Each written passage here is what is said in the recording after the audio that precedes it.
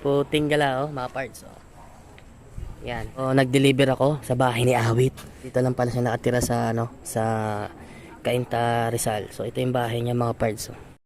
So, ayan, mga parts. Ayan. Nag-deliver kasi ako ng foam. So, si Awit Cruz yung may-ari.